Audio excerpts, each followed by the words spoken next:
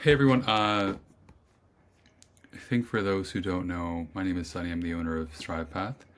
And I know we get a lot of questions from our parents saying, we're about to start grade X, Y, and Z. What do we do? Right? What's important to us? And 11th grade, I think, is like one of those grades where there are just a lot of questions, and I feel like we're running out of time, but in actuality, we're not.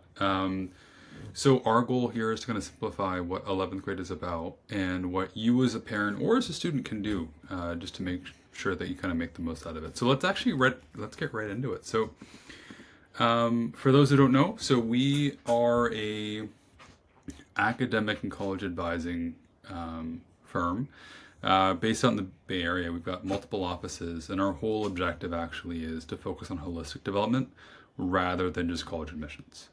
The belief is if we know our students, if we can empower them for being who they are, then that actually would be, I think, far more impactful than starting with the college in mind and then trying to work our way backwards and trying to see like what kind of a student that person should be to get admission. So our overall process is, I'd say, a lot less stressful. And we get happier students. And ironically enough, by encouraging students to be who they are, we also get better admission outcomes. So that's us. And then for those who don't know, I'm the owner, I'm the founder.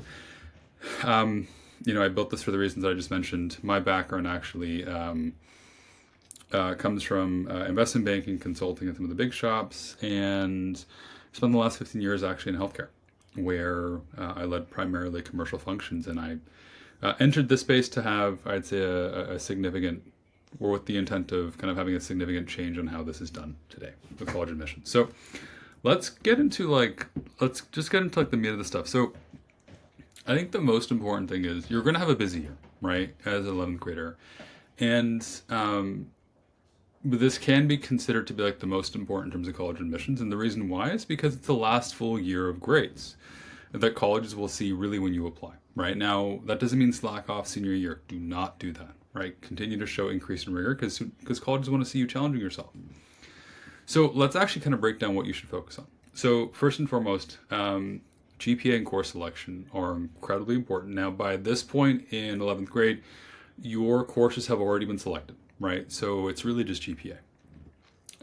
But what you do also have control over is what courses you choose for 12th grade. So the guidance here is to make sure that your rigor for 12th grade is no less than your rigor for 11th grade.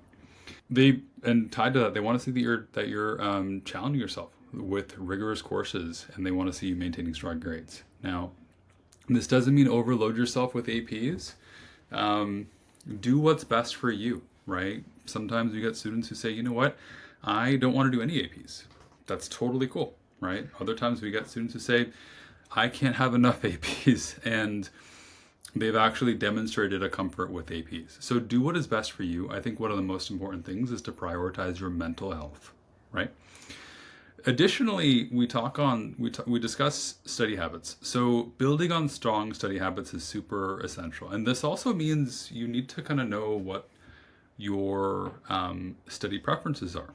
Find what works best for you and stick with it.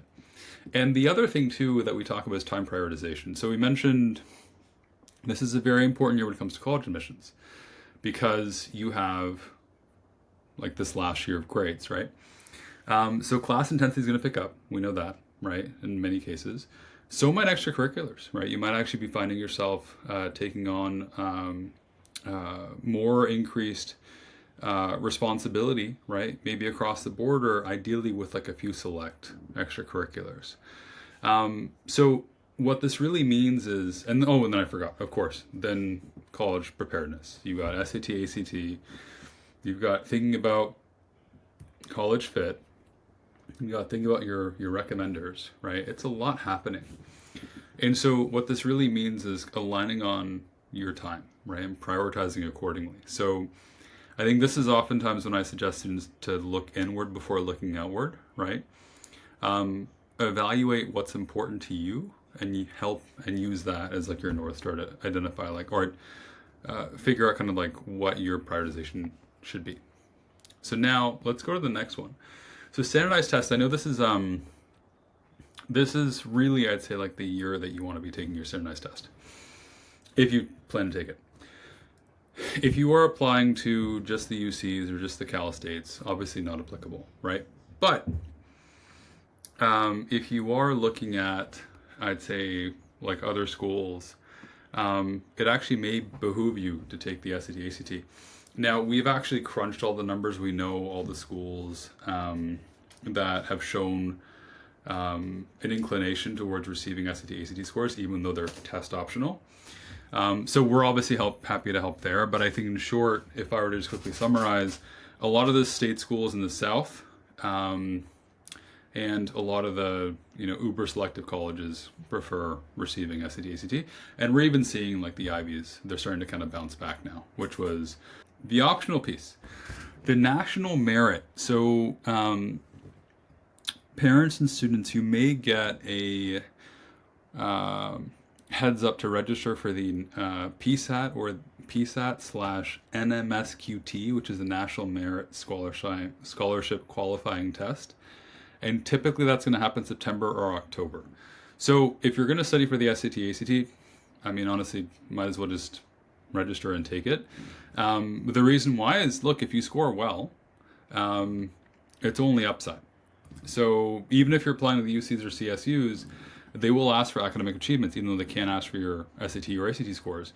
You can put in, hey, National Merit semifinalist, finalist, right? A few of our students have done that. It's great. Additionally, SAT, ACT are very, very different. Our guidance really is to kind of take both, but not like the real thing. Take both practice tests and see which one you prefer.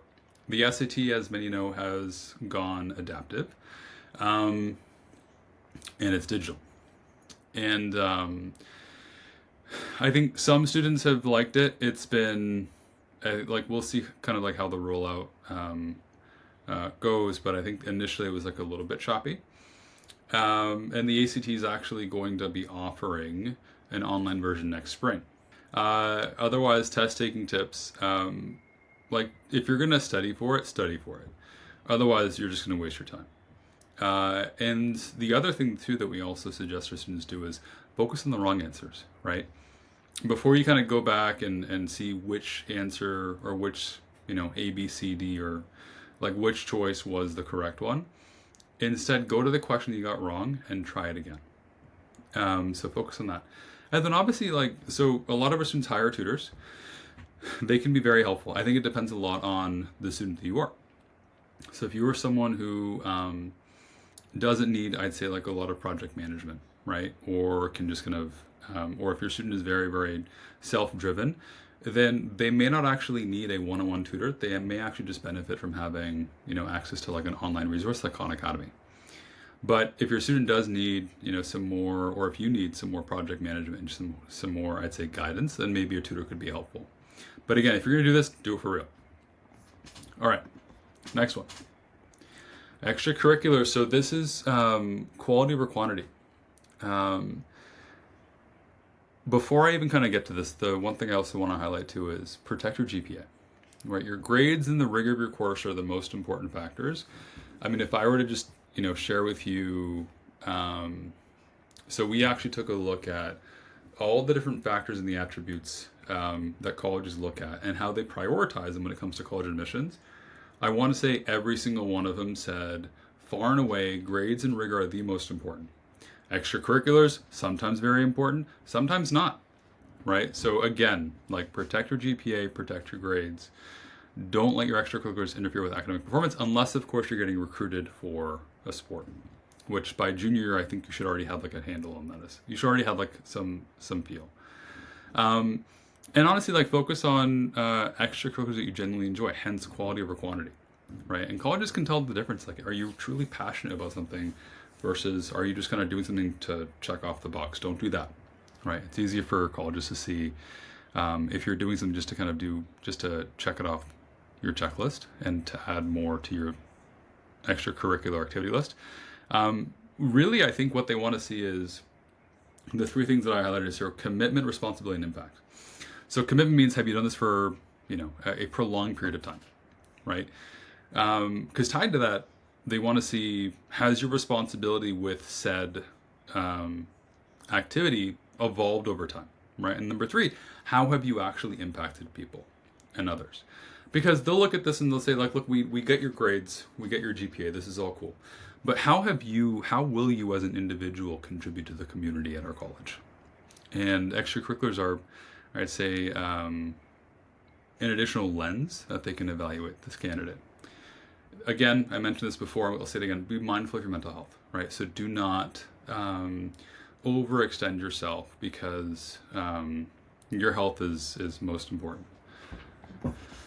So now the other thing that you're going to start to come across is college fit. And it's actually important that students start to align on this and major earlier on in the process. Otherwise, it becomes a bit of a jam job in spring, trust us.